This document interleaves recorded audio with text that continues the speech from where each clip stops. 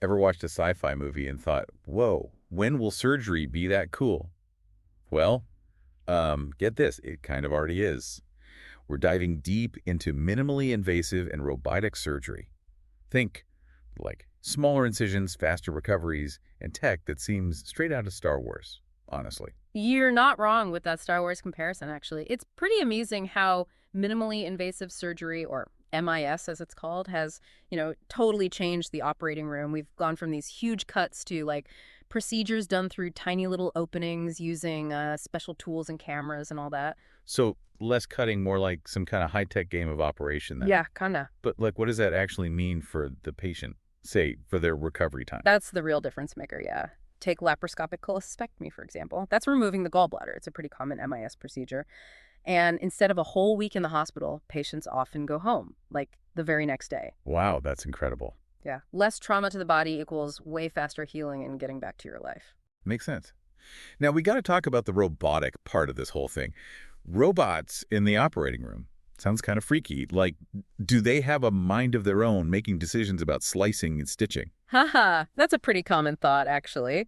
But while the technology is mind-blowing for sure, the surgeon is always the one in control, 100%. Okay, good to know. Yeah, imagine, like, sitting at this console, it seriously looks like something from a spaceship, and you're controlling these super delicate instruments. So no chance of a robot going all Frankenstein in there. No, absolutely not.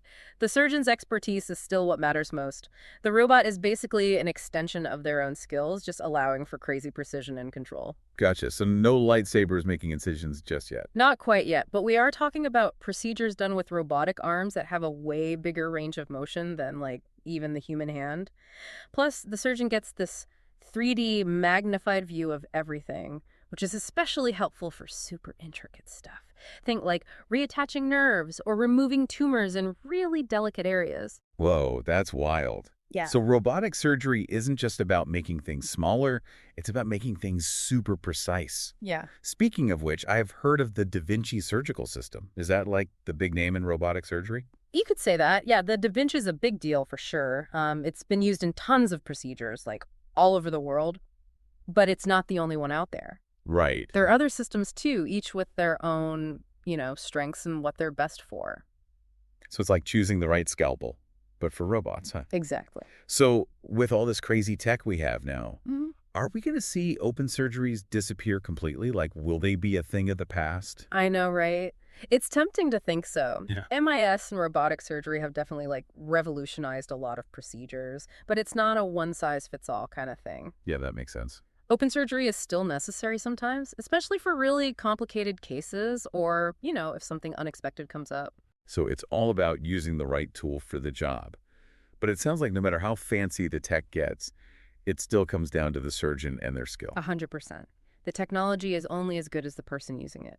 Surgeons go through some intense training to master these systems, and their experience is key in figuring out the best way to approach each patient's, specific needs. For sure. But let's be real, all this robot stuff, high-tech surgery, it's got to be expensive, right? Yeah. What about the cost of all this? Can everyone actually get access to this kind of care? Yeah, that's a really important point. As amazing as these advancements are, they don't come cheap.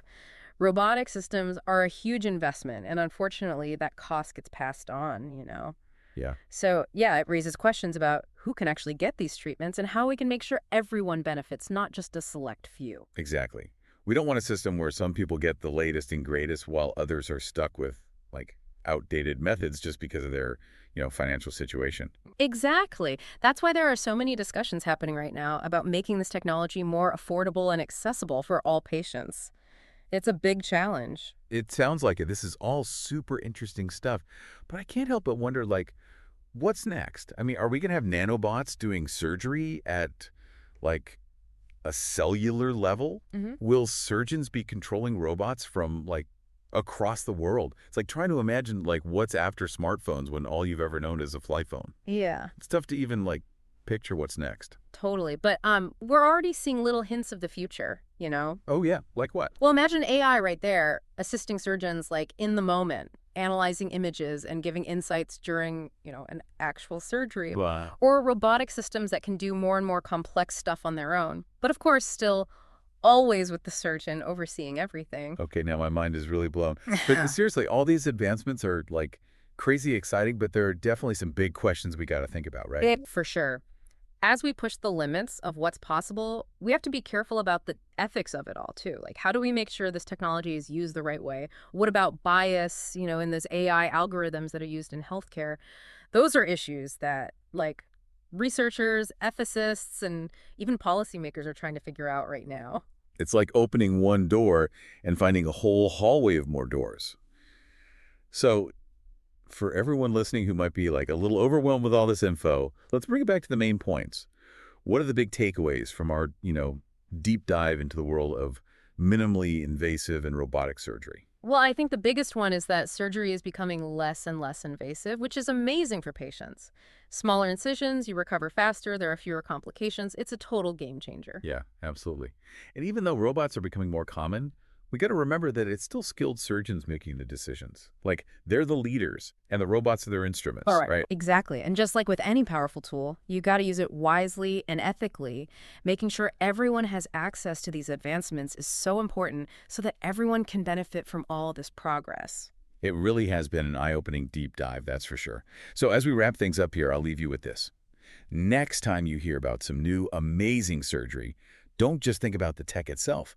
Think about the human skill behind it, the ethics involved, and what it means for healthcare overall. It's a super fascinating field that's changing so fast, and who knows what kind of incredible advances are coming next.